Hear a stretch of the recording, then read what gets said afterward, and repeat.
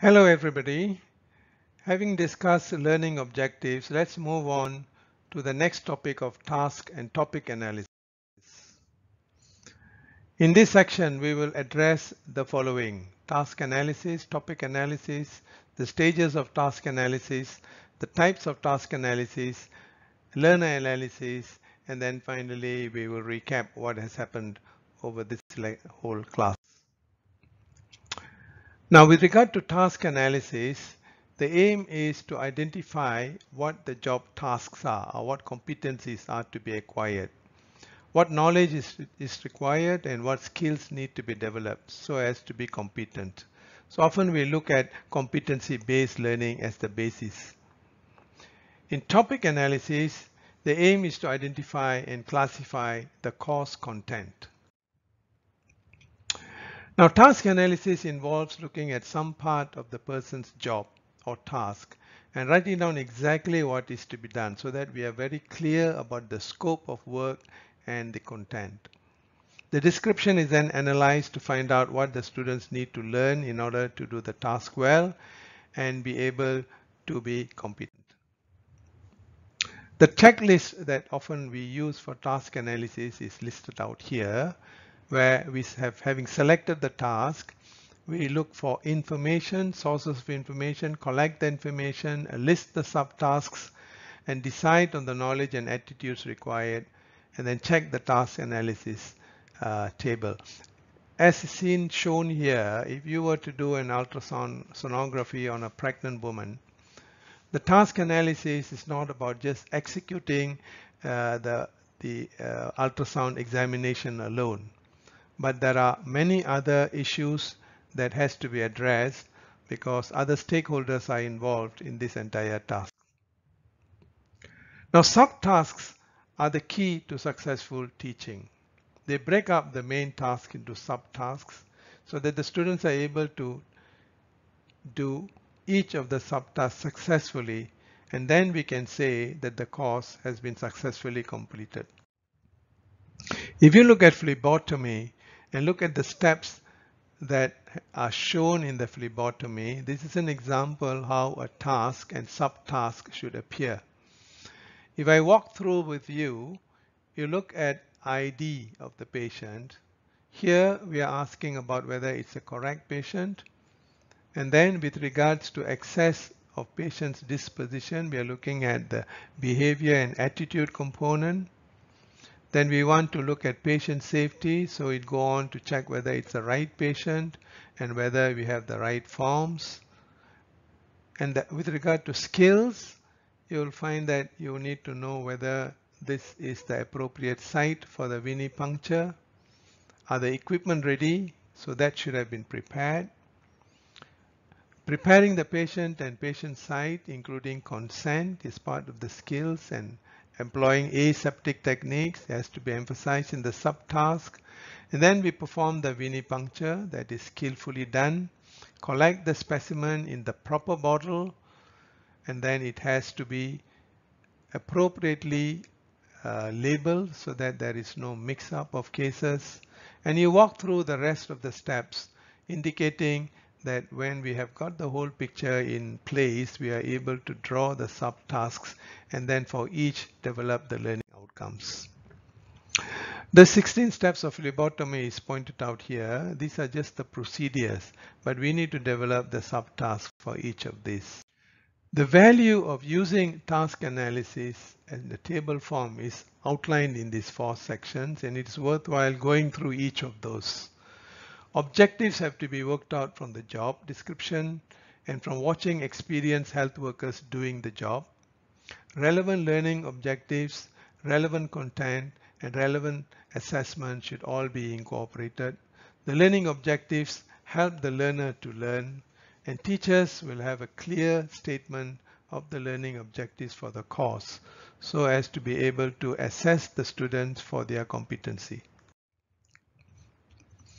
Task analysis is listed in this particular table, and these are various important elements that needs to be addressed when we do task analysis. To begin with, the goals and objectives of learning are listed. The operational components of the job, skills, and learning goals and objectives are stated. What knowledge states are we evaluating? Is it declarative? Is it procedural? As in doing the venipuncture, it is procedural. We select the learning outcomes, that is, the student should be able to be competent in doing a venipuncture on an adult patient. Prioritization of the task as to commitment of training resources is listed. The sequence of events are designed. How to select and design the instructional activities, strategies, and techniques will be dependent on the sequencing, and this will foster learning. Select the appropriate media and learning environments, and then construct a performance assessments and evaluation so as to ensure that learning has taken place. This slide shows the stages of task analysis. That includes inventorying, describing, selecting, sequencing, and analyzing. In inventorying, we are looking at identifying tasks that need to be developed for the instruction. Describing the task relates to elaborating the processes, the subtasks. Selecting the task and prioritizing them will be important, especially when it is a complex task. Sequencing tasks and task components are equally important to facilitate learning. And then we will analyze the task and content so that we are able to look at all the domains that have been covered and whether the learning is complete. In identifying the course content through task analysis, we are looking at creating a learning course that is job-centered. The focus should be on skills and competencies. That is why we emphasize the need for learning outcomes. We create case-based scenarios so as to ensure authentic learning takes place, and we build on realistic job context as in work-based learning. This is often done in professional education. Perhaps it is important at this point to look at these essential processes in task analysis. 1. You break this high-level task down into 4 to 8 subtasks. The subtasks should be specified in terms of objectives, and between them should cover the whole area of interest. And then we draw a layered task diagram of each subtask, ensuring that it is complete. Produce a written account of this composed diagram. Present the analysis to someone else who has been involved in the decomposition so that he knows that the task is well covered and there is a check and balances. The next topic is about the types of task analysis. When we described the venipuncture, it was a sequential procedural knowledge that was acquired apart from the skills of doing the venipuncture. It is hierarchical task analysis. Cognitive task analysis is much more complex. There is a need for the learner to do more than just do the sequence of events. That is decision making, problem solving, attention seeking, and also judgments to be made in such complex events. The 4 steps in the task analysis are listed in the next 2 slides. In step 1, you identify and describe the task that the learner should learn so as to improve and achieve the desired goal. Step 2, we classify the tasks as was listed earlier. Was it procedural or is it principle-based, which are much more complex, that requires much more thought and more information that needs to be collected. Then you break up the tasks. If it's procedural task, we've walked through that earlier on. For complex tasks, you need much more than just collecting the data. You need to take different points of views from various stakeholders. You need information from interviewing experts, doctors, nurses, consultants, and even the junior doctors. In step 4, you identify the required knowledge and skills, and then having done that, then you can perform the tasks according to the learning. Whole task models relate to cognitive task analysis that was mentioned earlier.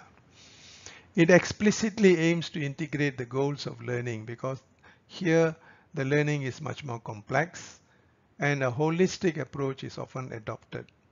The complex contents and tasks are not split over different learning domains as was taught earlier on. These are not split into subtasks in isolated fashions, but taught from simple to complex wholes. Such an approach retains the relationship between elements. And very often we adopt this kind of models in clinical practice, where we are teaching an appendicectomy to a junior doctor. We can't just take him through the steps alone, but there were other elements as was shown in the complex ward picture in lesson 2. Whole task models incorporate cognitive task analysis. We use real life tasks, as mentioned about operative surgery. Here there is a need for us to analyze the cognitive schema that needs to be known to perform the task. If we were to do an operation, what are the various things that is required of the learner? Okay, and you build them up from simple blocks to larger and larger, more complex learning until he's able to perform the particular operative procedure. So there is a need for us to include in here not only knowledge and skills, but also the attitudes and the value system that has to be incorporated in professional learning. So cognitive task analysis is much more complex. Take, for example, this surgeon who is doing a laparoscopic surgery under the supervision of an expert surgeon. Now clearly we need to have an overview of the attitudes and approach of the learner, apart from knowing about the procedure itself and the indications for doing this procedure on this particular patient. So cognitive task analysis provides a meaning of knowing how the learner is actually learning. That includes decision making, reasoning, and how information is processed. When one is taught how to do a cesarean section, it is not about making an incision on the abdomen and extracting the baby out.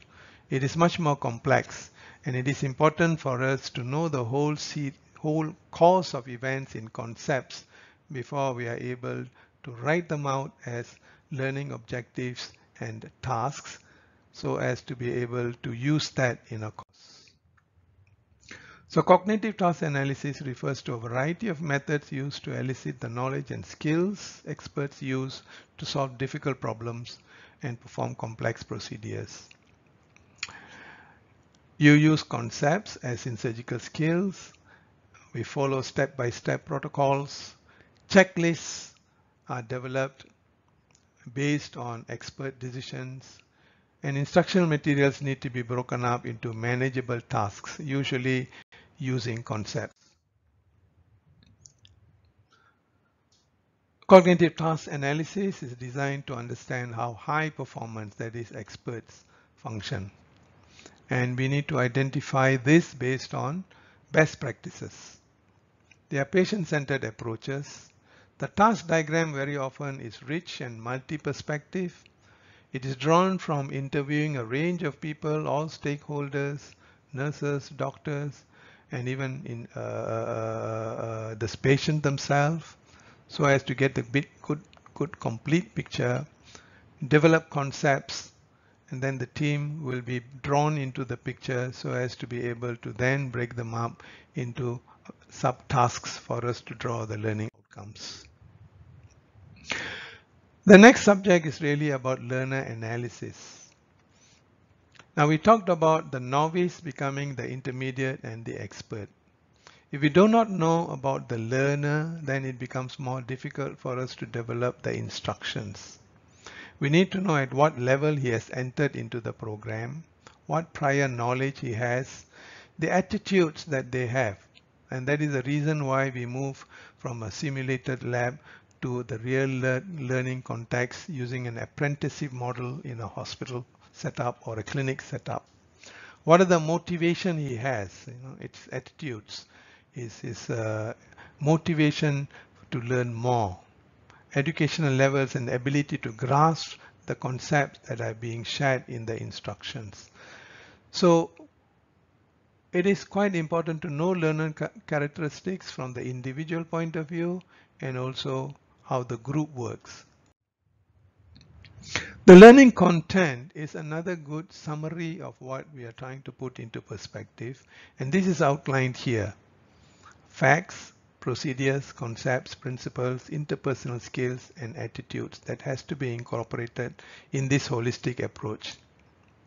Facts are quite easy to determine, right? Whereas procedures, again, it is identified as executing a particular step.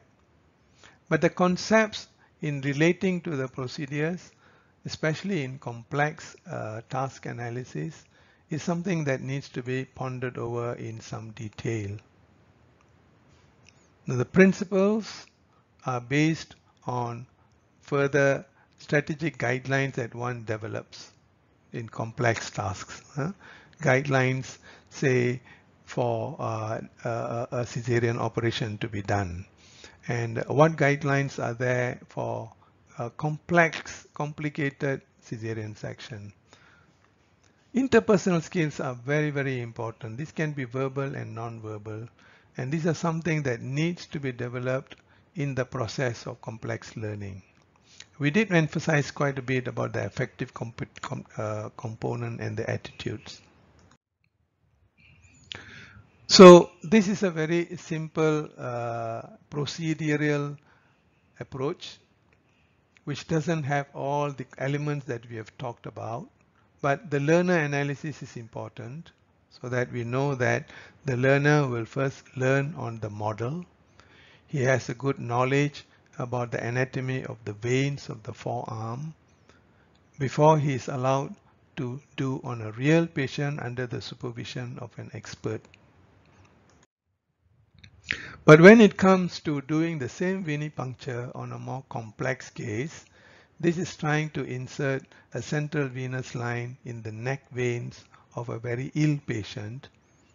Clearly, the complexity dictates the learning objectives to be written in much more detailed fashion based on concepts. Because here it is not about working on models alone, but it is working on an ill patient in a real situation. So this is what is meant by cognitive task analysis that will help us to eventually draw the basis for us to be able to construct the learning objectives and task analysis. So the stages in performing a complex task analysis are listed here. The sequence of stages, perhaps in concept form, equipments and materials, procedural steps, the conceptual knowledge required to perform them, prerequisite knowledge, and this is why we talked in terms of the level of learning. At the end of the day, we also have to incorporate the quality and the competency in completing the task. This summarizes what should actually be the final product so that we can verify the alignment of the learning objectives and activities to the curriculum. So applying Bloom's taxonomy, you can actually write out the learning objectives, learning activity assessment form in a table form, and to see whether in a complex task especially, whether we are able to apply this in regards to a higher order thinking. We are all familiar about the Gagne's 9 steps, which are often very useful in discussing how to write a learning objectives. Now I'm going to end here by talking about the backward design model. Very often when we talk about complex task analysis, especially in clinical practice, when we are performing on real patients who are very ill, we adopt this backward design model where you identify the desired results, determine the acceptable evidence, and plan the learning experiences in instructions. The benefits of the backward design model is that it encourages intentionality during the design process. It encourages the instructor to establish the purpose of doing something before implementing it into the curriculum. It's an effective way of providing the guidance for the instruction and design lessons, units, and courses. And once the learning goals and desired results have been identified, instructors will have an easier time developing assessment and instruction around these learning outcomes. Thank you.